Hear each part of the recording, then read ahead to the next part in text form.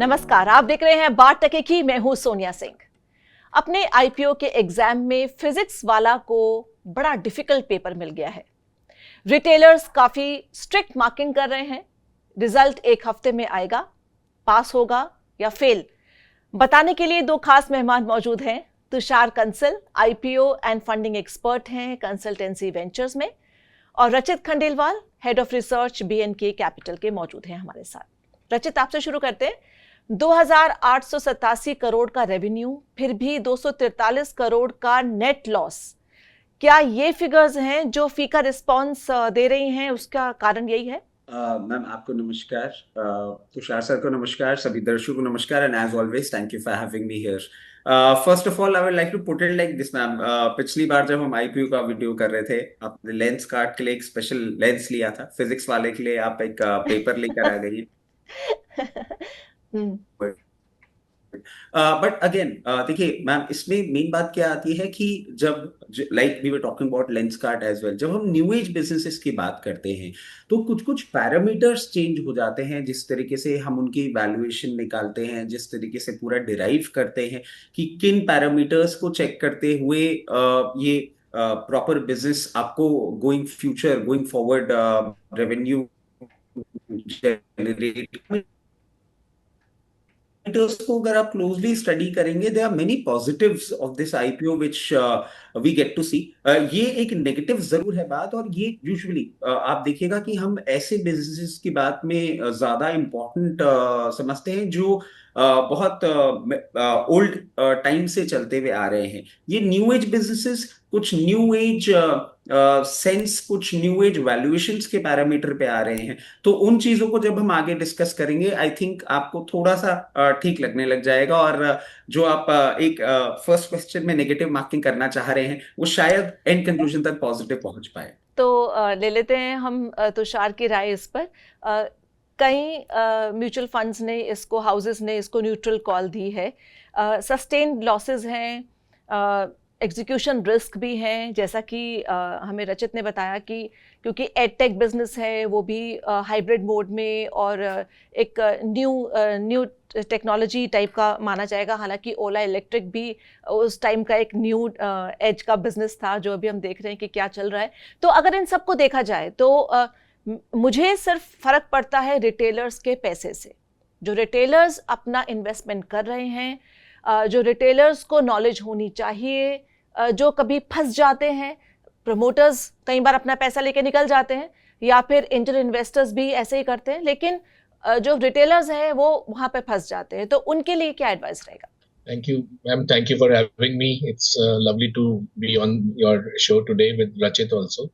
तो मेरे को लगता है कि रिटेलर्स के हाथ में शेयर्स रह जाते हैं लास्ट में, तो उनका तो बहुत ही ख्याल रखना चाहिए। इसके अंदर ये इशू इसलिए थोड़ा सा कंट्रोवर्शियल और रिस्की साउंड करता है बिकॉज जो बाकी एडटेक कंपनीज थी जिन्होंने कोविड के बाद बहुत अच्छा किया था, उसके कुछ सालों के बाद उन्हें ऑनलाइन से ऑफलाइन में आना पड़ गया था, और उनके यूनिट इकोनॉमिक्स खराब हुए थे। फिर इसमें बायजूस और वो एग्जांपल्स भी हैं इस इंडस्ट्री में, जिन्होंने बहुत एक्विजिशंस करे और कोशिश करी कि हम लोग बहुत फास्ट ग्रो करें, चाहे वो लॉसेस मोड को हटाने में वो काबिल रहे नहीं उस बारे में। और अनअकैडमी का केस भी आता है जिसमें अभी तक रेवेन्यू सेम चल रहा है 3 साल से, लेकिन उनके लॉसेस जो हैं वो कम करने की कोशिश कर रहे हैं। और ऐसी ऐसी खबरें आती हैं कि वो 800 मिलियन में कहते हैं हमें ले लो, कभी कहते हैं 300 मिलियन में ले लो। तो इस वजह से एक ओवरहैंग है इस इशू के ऊपर। जो मेन चीज है वो ये है कि उन्होंने हाइब्रिड मोड में ग्रो करने का कोशिश किया है। ऑनलाइन और ऑफलाइन दोनों 45% के ग्रोथ रेट से ग्रो कर रहे हैं। The share of online and offline दोनों का बराबर है, अराउंड 45% और ऑफलाइन मोड के अंदर 300 सेंटर्स क्रॉस कर गए हैं। ये भी है कि इन्होंने रेवेन्यू बहुत फास्ट स्पीड से पिछले साल बढ़ाया था 160% पर, लेकिन लॉसेस काफी बढ़ गए थे, 1000 करोड़ क्रॉस कर गए थे लॉसेस। तो इस साल उन्होंने ऑपरेशनल प्रॉफिटेबिलिटी में आए हैं, 6% एबिटा है, लेकिन जो लॉस है उसको कम किया है। तो अभी भी लॉस है और वो एक रेड फ्लैग है। और एक और चीज जो देखने वाली है वो ये है कि इन्होंने 90 रुपए शेयर पर इन्होंने लास्ट फंड रेज किया था और इशू ला रहे हैं 109 के आसपास ऑन दी हायर बैंड, तो वो सुनने में ज्यादा नहीं लगता। जो लास्ट ओवरहैंग इसमें नजर आता है वो ये है कि जो ग्रे मार्केट प्रीमियम है जीएमपी, वो करीब 1.5 रुपए का ही है। तो जो पिछले 3-4 महीने 2-3 महीने में हो रहा है कि जो इश्यूज लिस्ट हो रही हैं, लिस्टिंग के बाद वो ज्यादा गेन नहीं दे पा रही, तो उस टाइप का एक रिस्क इसमें काफी नजर आता है। तो जो अच्छे इश्यूज होते हैं वो डे वन पे सब्सक्राइब हो जाते हैं, बिकॉज मार्केट में बज काफी अच्छा होता है और पब्लिक में कॉन्फिडेंस बहुत होता है वैल्यूएशन को लेके, मार्केट को लेके। एक नेगेटिव बात जो इन लोगों के लिए रही वो फिजिक्स वाला के लिए जो दिख रही है वो ये दिख रही है कि इनके कंपेरेबल कंपनीज बहुत है मार्केट में। जैसे लेंसकार्ट का इशू आया था तो आप किससे कंपेयर करते हो उसको, लेकिन यहाँ पर तो आप कंपैरिजन करते हो, अनअकैडमी देखते हो, फिर बायजूस देखते हो, फिर आप आकाश एक अच्छा एक्विजिशन था बायजूस का, उसके बारे में आपको मार्केट को नॉलेज है, तो वो एक इस इशू के अंदर प्रॉब्लम आ जाती है। एब्सोल्युटली। तुषार और रचित, दोनों के लिए मेरा ये क्वेश्चन है। पहले रचित से मैं इसका जवाब चाहूंगी। अगर आपके घर में कोई स्कूल गोइंग बच्चा है, लड़का लड़की, स्कूल के अलावा आप यही कोशिश करते हैं कि उसके ट्यूशन्स शुरू हो जाएं, खासकर अगर हम स्टेम की बात करें, साइंस सब्जेक्ट्स की, मैथ्स की बात करें। मैंने तो वो पेरेंट्स भी देखे हैं जो हिस्ट्री, सिविक्स और ज्योग्राफी और इंग्लिश के लिए भी ट्यूशन्स रखते हैं।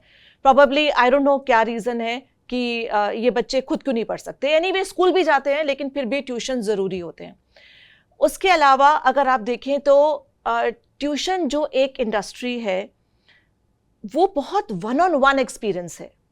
ऐसा नहीं है कि मैकडॉनल्ड्स का बर्गर है, एक आपने रेसिपी बना दी और उसके बाद हर कोई हर फैक्ट्री में, हर आउटलेट पे आपको वैसा सेम बर्गर का फ्लेवर मिल जाएगा।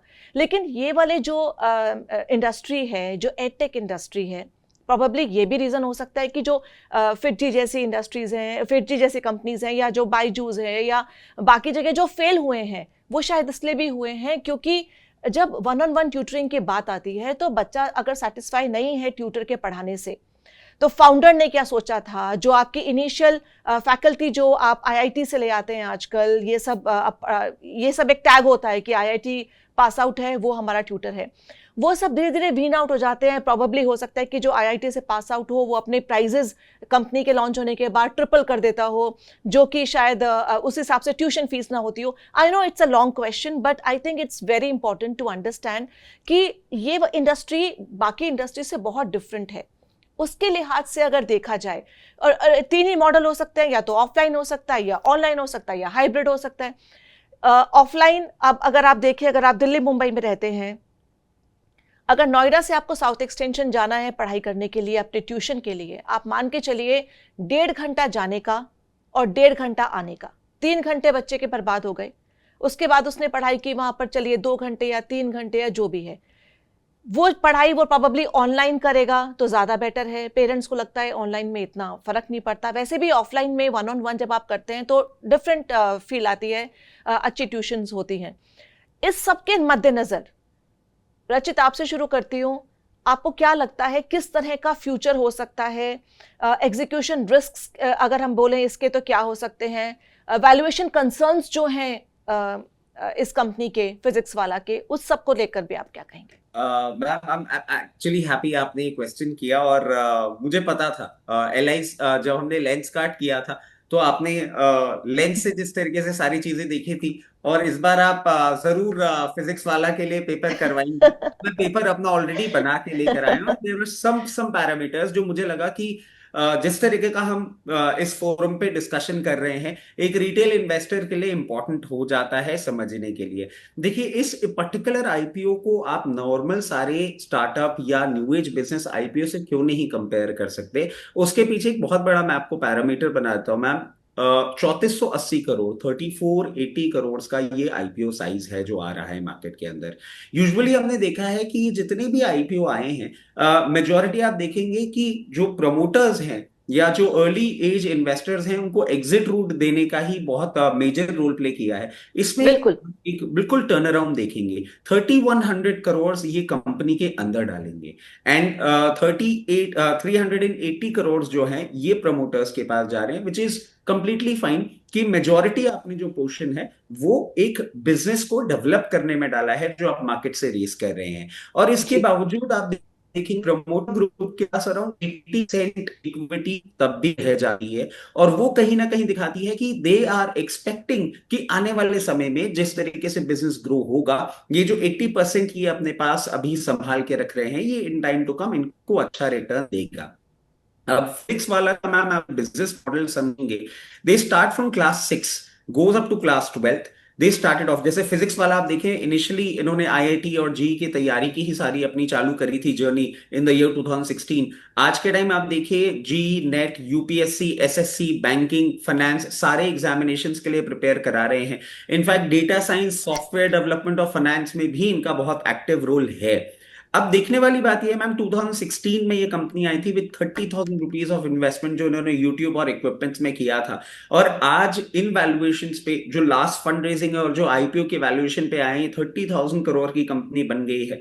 अगर हम देखें 2023 से 25 तक इनका जो एक सेल्स ग्रोथ है CAGR 97% से हुआ है, और एक पेड यूजर है इनमें आप कैटेगरी देखेंगे ना तो पेड यूजर की ग्रोथ भी जो इनकी 45 लाख पहुंच गई है वो 59% से ग्रो करी है CAGR पिछले 3 साल का अगर हम निकालते हैं।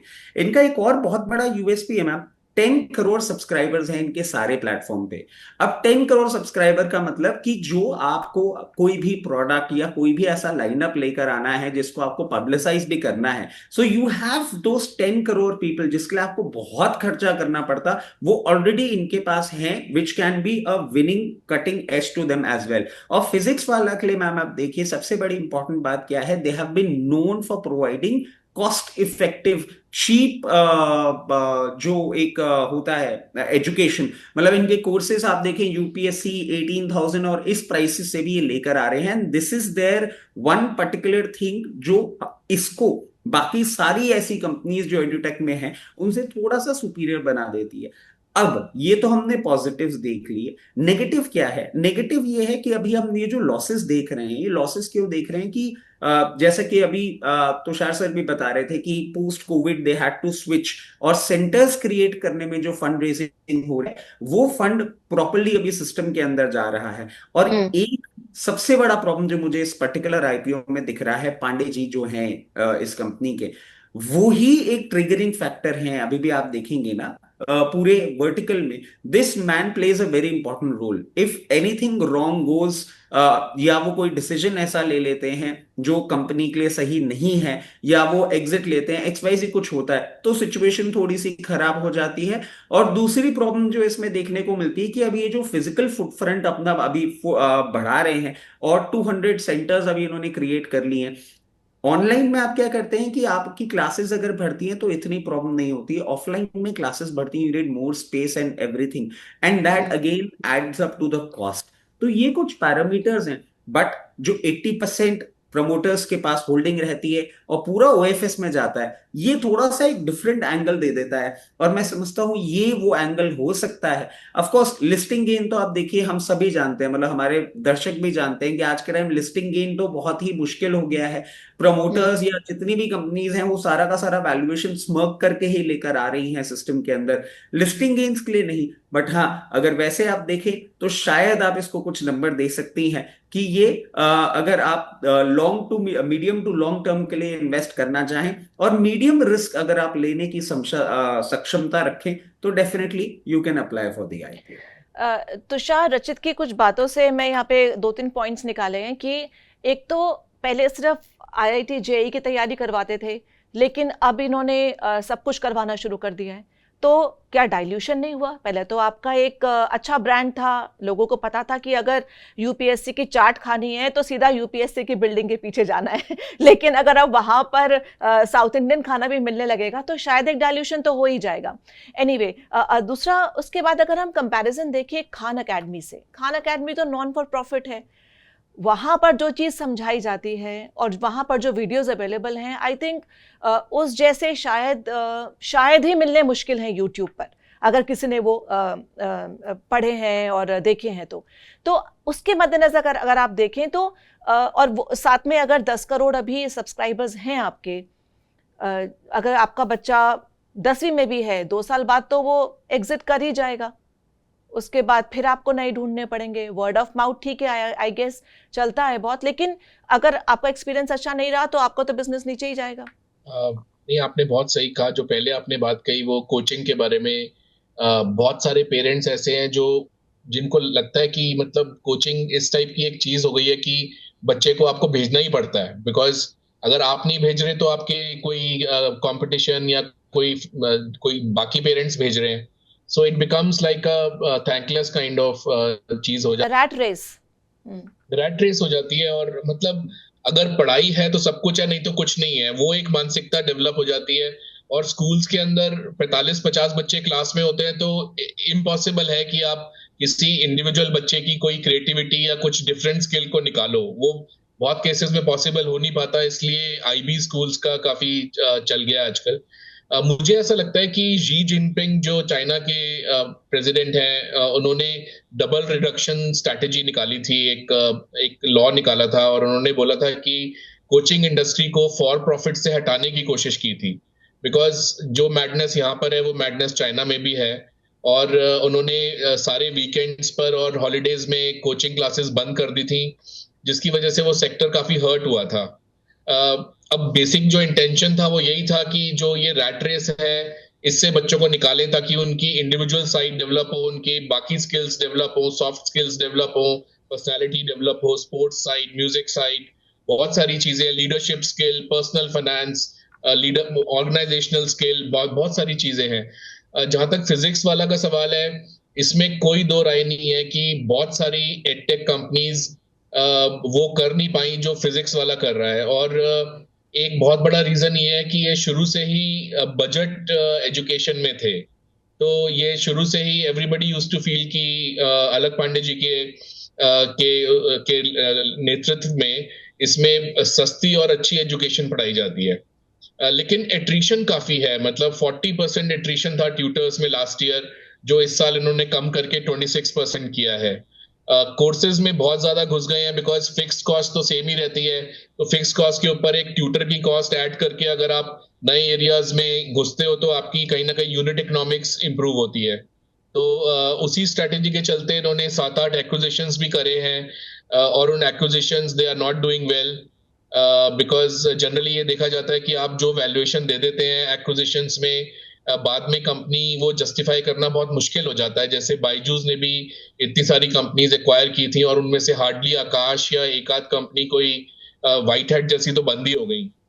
तो उन्होंने एक्विजिशन किया है कि बेसिकली रेवेन्यू ग्रोथ भी करना था, ऑपरेटिंग प्रॉफिटेबिलिटी में भी आना था, तो उसके लिए इन्होंने करा है। तो जो कंटिन्यूड लॉसेस हैं वो थोड़ा सा एक डाउनसाइड फैक्टर मुझे लगता है, और एग्जीक्यूशन रिस्क भी है। जब आप 300 सेंटर खोल लेते हो, आपके पिछले साल 150 के आसपास हैं, तो उसके अंदर रैपिड जो ऑफलाइन एक्सपेंशन होता है वो एक रिस्क हो जाता है।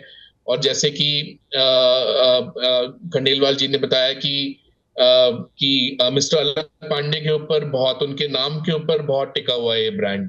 बट मुझे ऐसा लगता है कि गिवन द फैक्ट कि इन लोगों के पास आईपीओ का मनी अवेलेबल होगा जो बाकी कंपनीज नहीं कर पाई थी, so I feel कि they'll be able to sustain better in the market for the longer term, अगर इन्होंने सस्टेन लेवल पे एक्सपेंशन के साथ लॉसेस को हटाया। और दैट इज वन थिंग जो अभी फ्यूचर में पता चलेगी। जहां तक ज्यादा कोर्स कैटेगरीज की बात है, it is good for the consumer की एक वेल फंडेड कंपनी आपके भी कोर्सेज लॉन्च करती है, आपको अच्छे क्वालिटी की सर्विसेज प्रोवाइड करती है, तो कंज्यूमर के लिए तो वो काफी अच्छा रहेगा। बिल्कुल, जैसे कि आपने बोला डिपेंडेंस ऑन स्टाफ, फैकल्टी और फाउंडर्स, ये एक फैक्टर हो सकता है कि लॉन्ग टर्म सस्टेनेबिलिटी में रिस्क भी हो सकता है कि अगर उनमें से कोई निकल जाता है या कोई डिसीजंस ऐसे लेता है तो क्या होगा। चलिए थोड़ा आगे इसको अगर लेके जाएं तो रचित ये बताएं कि जो इसका पार्टिसिपेशन है, चाहे हम वो स्ट्रॉन्ग एंकर इन्वेस्टर का देखें कि अच्छा पार्टिसिपेशन था, लेकिन रिटेलर्स का वीकर है, HNI डिमांड भी वीक है, तो मार्केट सेंटिमेंट क्या सिग्नल दे रहा है फॉर फिजिक्स वाला and for IPOs in general? देखिए मैम, एक पॉइंट मैं ऐड करना चाहूंगा एक्चुअली। Sure. ये मेरे दिमाग में आया था जब आपने अभी तुषार सर से सवाल पूछा था ना, कि एक रेस्टोरेंट में आप एक क्यूजीन ऐड कर देते हैं तो आपकी जो एक एक्सपर्टीज वो खत्म हो जाती है। मैम उसको ऐसे मत लीजिए, उसको आप ऐसे भी ले लीजिए। आजकल आपने देखा होगा ना, मॉल्स में वी हैव फूड कोर्ट। अब I have a family of 6। When I plan to go out, क्योंकि बीइंग द फादर सबसे पूछना पड़ता है भाई तुमको क्या पसंद है, तुमको क्या खाना है।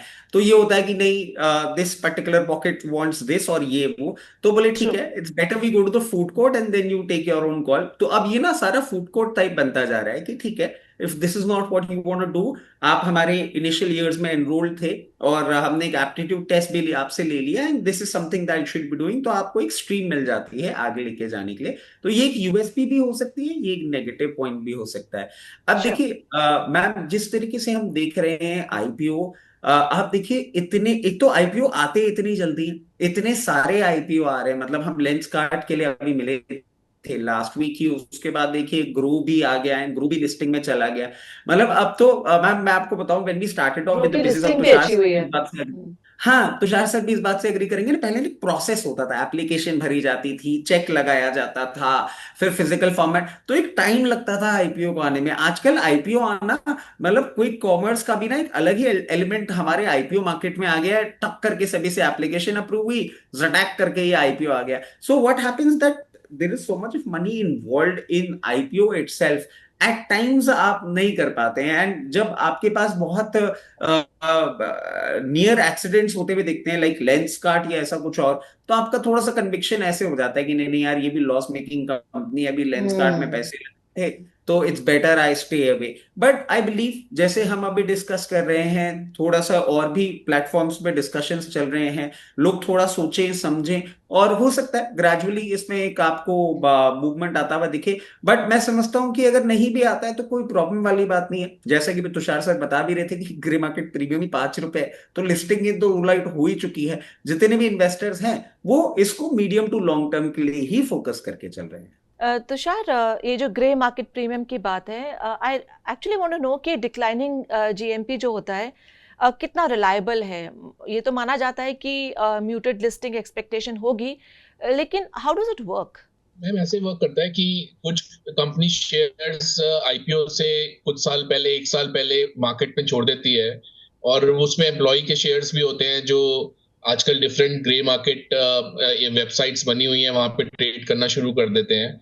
तो उनकी डिमांड के थ्रू आपको थोड़ा आइडिया लगता है कि मार्केट में कितनी डिमांड है इन शेयर्स की, और एक काइंड ऑफ प्राइस डिस्कवरी हो जाता है। तो अभी आपने देखा होगा कि जब लेंसकार्ट का शेयर ओपन होने वाला था, उससे 1-2 दिन पहले जीएमपी एकदम से गिरा था। गिर तो गया था। मार्केट को पहले से आइडिया लग गया था कि ये शेयर की लिस्टिंग अच्छी नहीं होगी। और वैसे भी हो क्या रहा है कि अभी जो मार्केट की जो स्ट्रेंथ है वो म्यूचुअल फंड्स है। म्यूचुअल फंड में जो 17,000 करोड़ पर मंथ आ रहा है, और लोग फाइनेंशियलाइजेशन ऑफ सेविंग्स के चलते एफडी में डालने की बजाय म्यूचुअल फंड में डाल रहे हैं, तो उस मनी से ये मार्केट टिकी हुई है। और बिकॉज म्यूचुअल फंड वाले को 1 महीने के अंदर एज पर सेबी रूल्स वो डिप्लॉय करना पड़ता है, तो वो तो मार्केट में डालता ही डालता है। अगर आप लेंसकार्ट का भी आईपीओ देखो तो म्यूचुअल फंड का बहुत रोल था उसमें जो सब्सक्राइब हुआ था, और मुझे लगता है कि फिजिक्स वाला के ब्रांड नेम के चलते ये भी सब्सक्राइब हो ही जाएगा। म्यूचुअल फंड का अगेन काफी बड़ा रोल रहेगा, लेकिन मार्केट में जो लिस्टिंग्स एकदम से ब्लैंड हो रही हैं और बिल्कुल बिना किसी कोई बम्पर लिस्टिंग नहीं हो रही, वो मार्केट यही सिग्नल कर रही है कि जो जिस टाइप का मनी मार्केट में रेज हो रहा है वो सस्टेनेबल नहीं है, और ज्यादातर प्रमोटर्स कैश आउट कर रहे हैं जो इसमें कम है काफी इस वाले इशू में, वो भी सस्टेनेबल नहीं है। तो एक तरह से मार्केट इज काइंड ऑफ पूरे रॉकेट इंजन पे नहीं चल रही, अभी भी थोड़ा सा छोटी कार की तरह चल रही है। और मेरे हिसाब से जितने लोग कोशिश कर रहे हैं कि इसी सिनेरियो में अपना आईपीओ निकाल के ले जाएं, तो वो इसलिए एक होड़ लगी हुई है और सब लोग उसके पीछे लगे हुए हैं। और लेट्स सी, ये फिजिक्स वाला का मतलब मुझे लिस्टिंग ज्यादा एक्सपेक्टेड नहीं है, बम्पर लिस्टिंग। मेरे हिसाब से 10 से ज्यादा का सेल्स मल्टीपल वैल्यूएशन का जो इस इशू को मिला है, दैट इज बिल्कुल मोर देन 3 टाइम्स जो एनआईटी की वैल्यूएशन है। तो बिल्कुल एनआईटी बिल्कुल को बहुत स्ट्रेच्ड पिछले है। साल हो गए, उनके प्रॉफिटेबल आउटलेट्स हैं और उनसे 3 टाइम्स ज्यादा सेल्स मल्टीपल पे ये इशू आ रहा है। तो नेचुरली जो एग्जिस्टिंग इन्वेस्टर्स है उनको एग्जिट देने के लिए भी ये वैल्यूएशन मिली है इनको। बट लेट्स सी, लिस्टिंग पे I am not very confident of a good listing. ठीक है, तो एक क्विक क्वेश्चन रचित आपसे टुवर्ड्स द एंड, कि अगर सपोज लिस्टिंग में जिन रिटेलर्स को मिल जाता है ये शेयर, और अगर बहुत अच्छी कोई लिस्टिंग नहीं होती है, उनको थोड़ा लॉस हो रहा है, तो फिर वो निकलना नहीं चाहते कि चलो एटलीस्ट मैं अपने बाई प्राइस पे तो निकल जाऊँ, ये थोड़ा सा बेटर कर लूँ। फिर भी वैसे भी कोई चीज़ लो तो कम से कम 2-4 साल के होराइजन पे तो लेना ही चाहिए। जो कि शॉर्ट टर्म और मीडियम टर्म माइलस्टोन्स क्या होंगे वॉच करने के लिए टू जस्टिफाई इट्स वैल्यूएशन? देखिए मैम, की माइलस्टोन्स जो हम देखेंगे वो यही होंगे कि अभी जैसे कि सर्वे बता रहे थे, इन्होंने ना एक्विजिशंस किए हैं और अभी तक वो लॉस मेकिंग है। इनके जो आईटीजी के अलावा जो जितने भी वर्टिकल ये क्रिएट कर रहे हैं, तो हमें क्लोजली मॉनिटर करना होगा। अगर इन वर्टिकल से आपको प्रॉपर रेवेन्यू जनरेशन होना चालू हो जाता है, 1, 2, आपके लिए इक्वली इंपॉर्टेंट हो जाता है जो ये आपके सेंटर्स जो क्रिएट किए जा रहे हैं। आई एम प्रीटी श्योर सारे सेंटर्स एक साथ प्रॉफिट मेकिंग नहीं होंगे, बट कुछ कुछ होंगे। जैसे कि आप मान लीजिए कि अभी फॉर द टाइम भी हम मान लेते हैं टीयर 2 टीयर 3 सिटीज में ये सेंटर्स थोड़े से बेटर परफॉर्म कर सकते हैं। हायर सिटीज जैसे कि आप बता रही हैं, कैपिटल्स की हम बात करें, यहाँ पे थोड़ा सा हो सकता है डिस्टेंस को लेके एक प्रॉब्लम क्रिएट होती रहे। तो ये सेंटर्स को हमें क्लोजली वॉच करना होगा। If they get into decent profit making तो डेफिनेटली हमें स्टिक अराउंड उस पर करना चाहिए। और मैम, ठीक है। आई बिलीव, क्योंकि मैं क्लोजिंग कमेंट्री कर रहा हूँ, nothing could have been better कि अभी हम यहाँ से बैठ के शो कर रहे हैं और ग्रो का आईपीओ जिस प्राइस पे आया था अभी 32% अपसाइड पे है। ग्रे मार्केट के दिन को इसने बिल्कुल आउट परफॉर्म कर दिया है और जिन्होंने रिस्क लिया था they are rewarded. So we have both the examples with us. One was the accident of Lenskart which happened yesterday, and then we have Grow. So we have to take a call कि दोनों में से कुछ भी आपको physics वाला में भी होता हुआ दिख सकता है। ठीक है, तुषार, एनी लास्ट कमेंट आपकी तरफ से भी? May be because stock market बहुत अच्छा परफॉर्म नहीं कर रहा था, अच्छे रिजल्ट्स नहीं दे रहा था, अभी कुछ न्यूज़ आई है कि टैरिफ शायद कम हो सकते हैं, तो थोड़ी सी एक्साइटमेंट मार्केट में आई है, तो लोगों के पास प्रोबेबली कैश भी पड़ा हुआ था which they wanted to invest in IPOs. My last closing comments is that tariff का काफी चल रहा है, मतलब कि इंडिया यूएस की ट्रेड डील भी साइन हो जाए और टैरिफ्स भी कम हो जाए, मे बी फ्रॉम 50% to 25%। उससे एक सेंटिमेंट बूस्ट बहुत बड़ा मिलेगा। बिकॉज मेरे तो textile friends, I am a textile engineer also apart from MBA finance, तो मेरे टेक्सटाइल फ्रेंड्स ने बताया कैसे फैक्ट्रीज श्रीलंका शिफ्ट हो रही हैं, बांग्लादेश शिफ्ट हो रही हैं, इट इज क्वाइट अलार्मिंग। तो वो सेंटिमेंट बूस्ट तो डेफिनेटली आएगा। अगर मैं इस फिजिक्स वाला के इशू का लास्ट मैं सम अप देखूं तो मैं उस पे जाना चाहूंगा कि ये फंड्स को यूज कहाँ करने वाले हैं। उसके अंदर जैसे इन्होंने ऑफलाइन और हाइब्रिड सेंटर के लिए 460 करोड़ रखा है, लीज पेमेंट्स के लिए 550 करोड़ रखा है, सर्वर और क्लाउड इंफ्रास्ट्रक्चर के लिए 200 करोड़ रखा है, मार्केटिंग के लिए 700 करोड़ रखा है। तो मतलब इसको देख के लगता है कि इनका ध्यान है कि मनी एक्सपेंशन में जाए। और उसलिए आई एम वेरी कॉन्फिडेंट कि दिस कंपनी विल अभी भी आगे अच्छा चलेगी। और वैल्यूएशन पे मुझे थोड़ा 10 से ज्यादा का सेल्स मल्टीपल वो कंफर्टेबल नहीं लगा मुझे। But market works on liquidity, पैसा कितना आ रहा है, और पैसा तो बहुत आ रहा है मार्केट में, तो मुझे लगता है ये इशू ठीक निकल जाएगा। और वैसे भी एजुकेशन की डिमांड तो हमेशा ही रहने वाली है। बहुत बहुत शुक्रिया आप दोनों का। देखते हैं अब कि क्या रहता है फिजिक्स वाला का, पास होते हैं कि फेल होते हैं, या फिर कैसे मार्क्स मिलते हैं, वो भी इम्पॉर्टेंट है। बहुत बहुत शुक्रिया। अगर आपको हमारा प्रोग्राम अच्छा लगा तो लाइक कीजिए, शेयर कीजिए और हमारे चैनल को सब्सक्राइब जरूर कीजिए। शुक्रिया।